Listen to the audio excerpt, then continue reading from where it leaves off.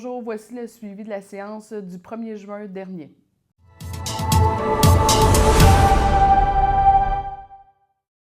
Concernant l'administration et les ressources humaines, nous avons procédé à la création d'un poste d'adjointe administrative pour venir en soutien au niveau de l'urbanisme, des services administratifs et des travaux publics. Donc, par le fait même, nous avons dû modifier l'organigramme et nous avons procédé à l'embauche d'une adjointe administrative, soit Mme Bianca Paquin. Nous avons également embauché un journalier opérateur classe B, M. Christian Leduc, donc on leur souhaite beaucoup de plaisir à la Ville de Sainte-Terre. Nous avons accepté une demande d'aide financière de la Corporation de développement économique, soit pour être un partenaire de la soirée des Milléniums qui aura lieu le 12 septembre prochain. Donc, je vous invite déjà à mettre ça à votre agenda.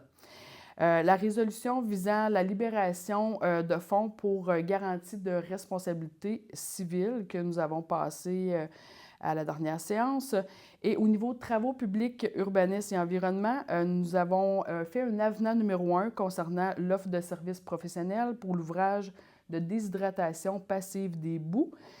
Donc, c'est avec Atkins Realis Canada. Et j'en profite également pour dire qu'on avait été en appel d'offres sur invitation pour l'octroi d'un contrat pour l'ouvrage de déshydratation des boues, études géotechniques et caractérisation environnementale sommaire des sols.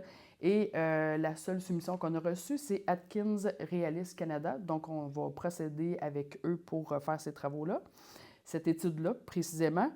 Et ensuite de ça, nous avons été en appel d'offres pour une soumission concernant la fourniture de béton bitumineux et le contrat a été donné avec la seule soumission qu'on a reçue à Construction Norascon. Nous avions quelques sujets de plus. On avait été en appel d'offres sur invitation pour l'entretien des pelouses zone bleue qu'on appelle et on a dû rejeter la seule soumission qu'on a reçue car elle était non conforme avec les travaux qu'on voulait avoir. Et nous avons autorisé une commandite pour le Club motoneige Lyon de Sainte-Terre concernant un panneau en aluminium qui sera installé dans les sentiers.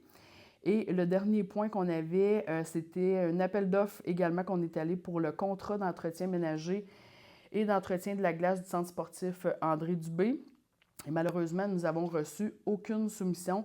Donc, ça va être un dossier à suivre là, si jamais on procède à une autre façon de faire.